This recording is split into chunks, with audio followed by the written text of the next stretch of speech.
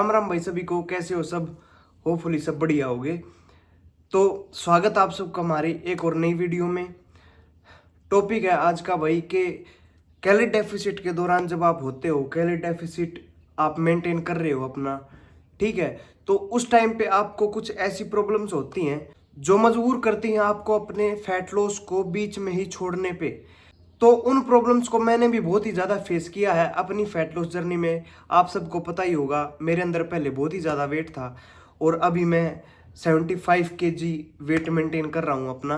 पहले मेरे अंदर 105 kg वेट था और भाई कुछ मसल बिल्डिंग भी हुई है, देख सकते हो आप मेरा डोला शोला। तो शुरुआत करते हैं भाई उन दिक्कतों के बारे में और साथ साथ में आपको उनका कुछ सॉल्यूशन भी बताऊंगा मैं। कुछ प्रॉब्लम्स का तो भाई सॉल्यूशन होता ही नहीं है, जैसे कि भूख लगना है, ठीक है। बात करते हैं वीडियो में, चलो। पहली जो दिक्कत आती है आपके सामने कैलोरी डेफिसिट के दौरान, वो होती है भाई भूखा रहने की। स्पेशली जब आपका सोने का टाइम होता है तब। देखो पूरा दिन आप कम खा रहे हो, ऑलरेडी आप कम खा रहे हो, 500 कैलोरी 400 कैलोरी जितना भी आपने कम किया है खाना, तो नॉर्मल सी बात आपको भूख तो लगेगी ही। और खासकर कब लगेगी, आप जब सोने को जाओगे ना, मतलब नींद आती है तभी भूख लगती है, ये रियलिटी है। मेरे साथ भी ऐसा ही होता था। तो इसका सॉल्यूशन क्या हो सकता है कि आप शाम का मील थोड़ा हैवी ले सकते हो दिन के मुकाबले, ताकि आपको ज़्यादा देर ज़्यादा भूख ना लगे। भूख तो लगेगी, उसका कोई सॉल्यूशन नहीं है, थोड़ी बहुत लगे उसको हम कम कर सकते हैं, ठीक है, उसे बिल्कुल हटा नहीं सकते हैं। तो आप शाम का मील हैवी लेके उस चीज़ को कम कर सकते हो, ठीक है। और बाकी अगर थोड़ी बहुत भूख लगे तो भाई सहन तो करना पड़ेगा। और हाँ, अगर आपको सोते हुए भूख नहीं लग रही है ना, तो इसका मतलब आपका कैलोरी डेफिसिट है भी नहीं, ठीक है। अगर कैलोरी डेफिसिट है तो उसकी सबसे पहले निशानी यही है कि आपको सोते टाइम भूख लगेगी।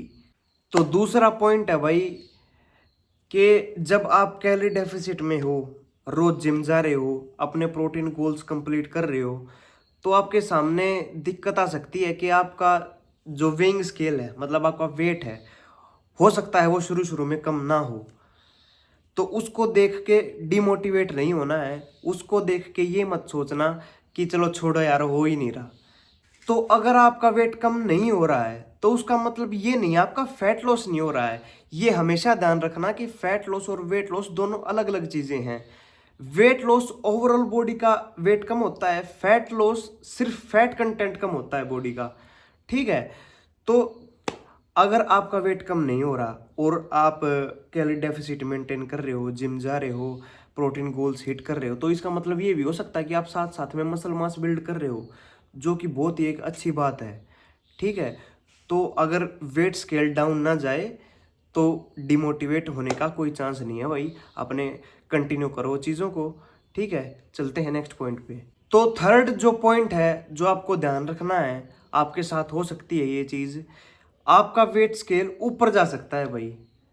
अभी तक मैं कह रहा था कि मेंटेन रहे तो भी दिक्कत नहीं है, अब मैं कह रहा हूं कि ऊपर जाए तो भी कोई दिक्कत नहीं है, तो भी डिमोटिवेट नहीं होना, ठीक है। क्योंकि अगर मान के चलते हैं, अगर हम मान लो हेल्दी ही खा रहे हैं, कैलोरी डेफिसिट मेंटेन कर रहे हैं, तो हो सकता है आप कभी कभी पानी ज़्यादा पी लो, या फिर आप किसी दिन कार्ब्स ज़्यादा खा लेते हो तो भी आपका वाटर रिटेंशन बढ़ जाएगा बॉडी के अंदर। तो हो सकता है आप कभी कभी आपका वेट ऊपर आ जाए, तो उससे भी डिमोटिवेट नहीं होना है, अपने कंटिन्यू करना है उस टाइम पे भी, ठीक है। ये भी कोई बड़ी बात नहीं है, हो सकता है, ये मेरे साथ भी हुआ है। तो नेक्स्ट पॉइंट आ गया भाई कि आपको काफ़ी टाइम हो गया डाइट फॉलो करते हुए, कैलोरी डेफिसिट आप मेंटेन कर रहे हो, और कुछ दिन ऐसे आते हैं हमारी लाइफ के अंदर जब आप भटक जाते हो अपने रास्ते से। कहने का मतलब आप कैलोरी डेफिसिट छोड़ देते हो, डिमोटिवेट हो जाते हो किसी कारण से, या फिर कोई त्योहार आ जाते हैं, कोई फंक्शन आ जाता है घर में, आप बिल्कुल अपने रास्ते से भटक जाते हो, कुछ सोच ही नहीं रहे फैट लॉस के बारे में। तो मान लो वो दौर चला गया, कुछ दिन का था, आप वो एक दिन का भी हो सकता है, वो 2 दिन का भी हो सकता है, वो हफ्ते का भी हो सकता है, वो 2 हफ्ते का भी हो सकता है। तो उसके बाद ये मत सोचना कि चलो छोड़ो, अब छोड़ना ही नहीं है बस, उसके बाद भी कंटिन्यू करो, शुरू करो, दोबारा शुरू करो, ठीक है। वो ज़्यादा असर नहीं डालेगा आपके वेट पे, क्योंकि वो कुछ दिन का ही तो था। तो क्या हुआ, कुछ दिन नहीं हुआ तो कोई बात नहीं, मेरे साथ भी होता रहता है। महीने 2 महीने में कुछ दिन आते हैं मेरे भी, 1-2 दिन जब मैं चीट मिल कर लेता हूँ, उसके बाद गिल्ट फील नहीं करना है।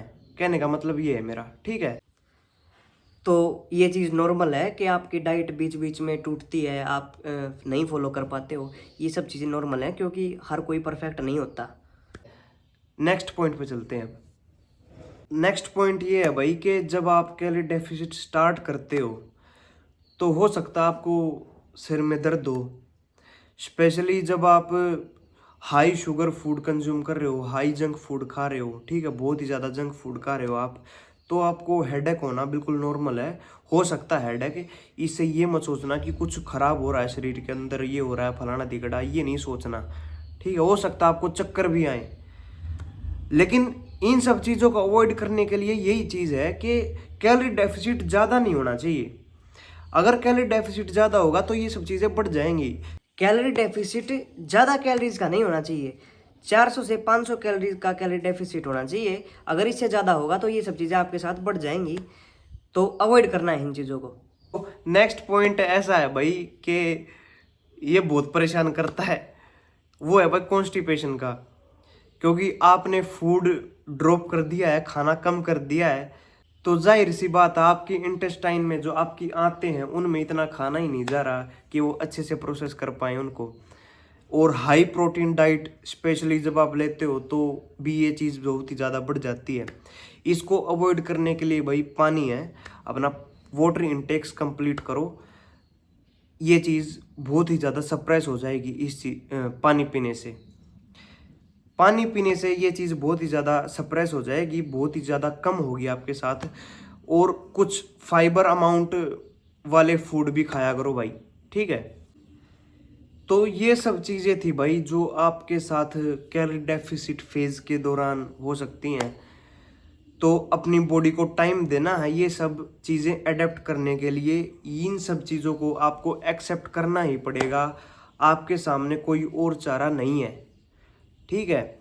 और अगर आपके कुछ और भी सवाल जवाब हैं तो आप नीचे कमेंट कर सकते हो, या फिर आप मेरे इंस्टाग्राम हैंडल पे मैसेज कर सकते हो, मेरे को फॉलो भी कर लेना। और अगर आपको वीडियो पसंद आई है तो लाइक शेयर कमेंट कर दियो भाई, और चैनल को सब्सक्राइब जरूर कर लेना। ऐसा कंटेंट मैं यहाँ पर भी अपलोड करता रहता हूँ।